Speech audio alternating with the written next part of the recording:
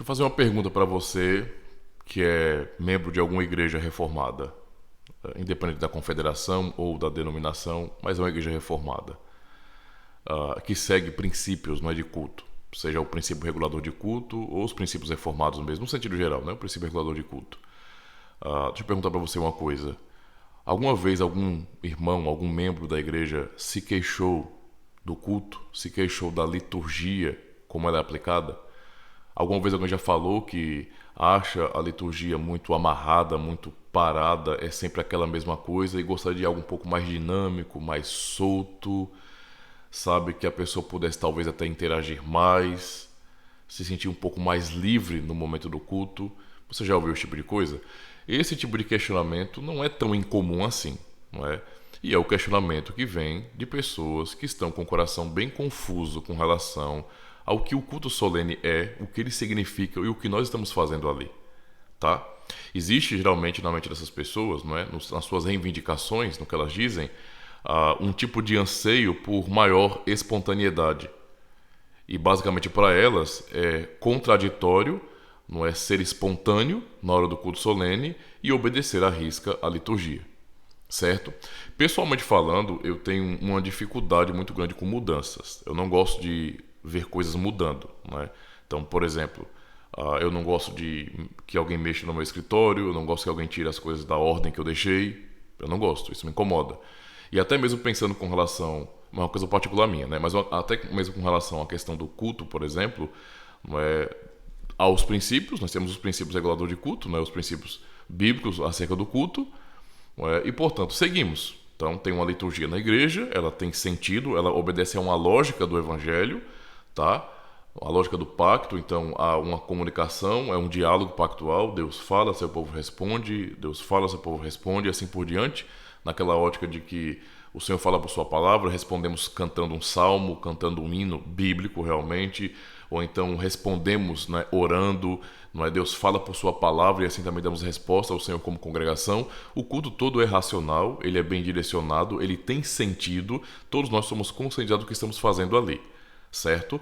E eu quero só dar um conselho para você que está sendo questionado por algum membro da sua comunidade, por algum irmão, não é, que está falando sobre isso, que está comentando, falando pelos cotovelos às vezes e até falando de vez em quando: cara, você não acha não que o culto deveria ser um pouco mais dinâmico, deveria ser um pouco mais solto, né? Toda vez é a mesma coisa, né? Eu leio o versículo no início, depois chama a igreja para ficar de pé, depois a saudação tem, depois, sabe, oração, depois cântico, e depois oração de novo e depois cântico, a leitura geral, depois a leitura do texto da pregação, depois o sermão.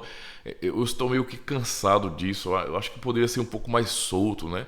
Tipo, ir mudando a cada culto para não ficar aquela mesmice, para não ficar aquela coisa enfadonha e que às vezes eu fico cochilando porque tá tudo muito igual, isso acaba ficando uma coisa muito chata. Eu quero dar um conselho para você que está sendo questionado por irmãos assim, que estão com essa fraqueza, que acham que a ordem no culto e uma boa liturgia organizada não é oposto nesse sentido, é oposto à espontaneidade.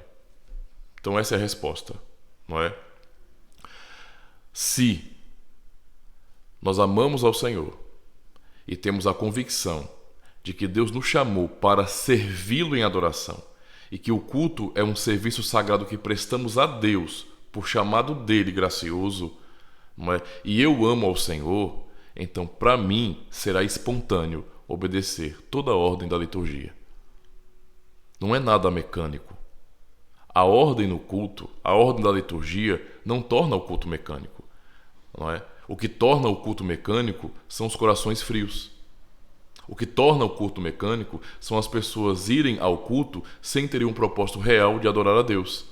O que torna o culto mecânico é justamente a atitude de alguns membros de igreja que vão até o culto não para servir a Deus, não para adorá-lo, não é, prestar serviço de adoração a Deus, mas para se sentirem bem, para serem servidos, não é? Ou seja, eles querem ir até o culto para terem boas sensações e no fim, não é, o culto tem que agradá-los. Então, o problema está no coração das pessoas, não está na ordem do culto, não está na liturgia do culto, não é? Fazer uma liturgia que seja um pouco mais dinâmica, não é? É simplesmente tentar agradar a carne das pessoas.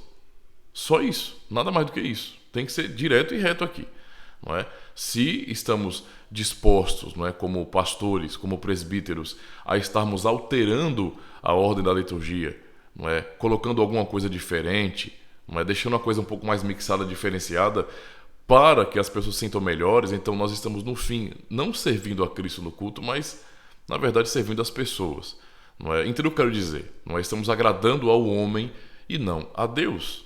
Se o culto ele é bíblico, se ele segue uma liturgia realmente bíblica, que tenha sentido, que tenha uma lógica do evangelho, então a espontaneidade está no coração de cada um. Quem está ali para adorar realmente a Deus tem prazer toda vez que nós somos chamados. O pastor está dirigindo a liturgia do culto, e quando nós somos chamados, por exemplo, na prática das igrejas reformadas, nós fazemos a confissão de socorro, não é? Amado guerreiro do Senhor Jesus Cristo, onde está o nosso socorro? Nosso socorro está no nome do Senhor, o Criador do céu e da terra. Falamos isso juntos. Quando nós ouvimos isso, para nós é prazeroso. Para quem quer adorar a Deus de fato, isso é prazeroso, é um privilégio. Deus está nos chamando, estamos respondendo a Ele. Respondendo. E depois o ministro nos direciona a fazermos orações. Então vamos orar a Deus, não é? Ao Senhor. E em seguida, não é? Recebemos a saudação da parte de Deus, do Senhor Jesus Cristo. Tá? E do Senhor Jesus Cristo. E somos chamados a cantar os salmos, cantar o hino.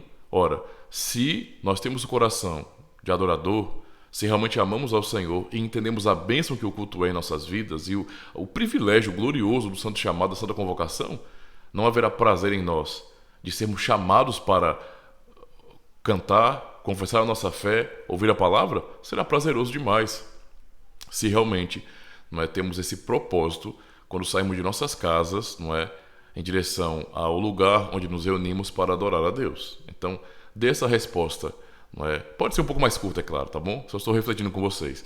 Mas dê essa resposta a pessoas que estão se queixando, não é, porque querem um culto um pouco mais espontâneo, não é? A espontaneidade que esses irmãos estão reivindicando, na verdade, é aquilo que vemos no evangelicalismo, que não é espontaneidade no sentido de que espontaneamente queremos adorar o Senhor com alegria. Não. É a espontaneidade, na verdade, da bagunça. Entende? Do homem determinar o que o culto tem que ser e como tem que acontecer. E de, no fim, o próprio homem no culto ser, nesse sentido, agradado. Não é? Agradado. Então, o que as pessoas querem é simplesmente isso. Tá bom? Então, reflita sobre isso aí. Beleza? Deus abençoe.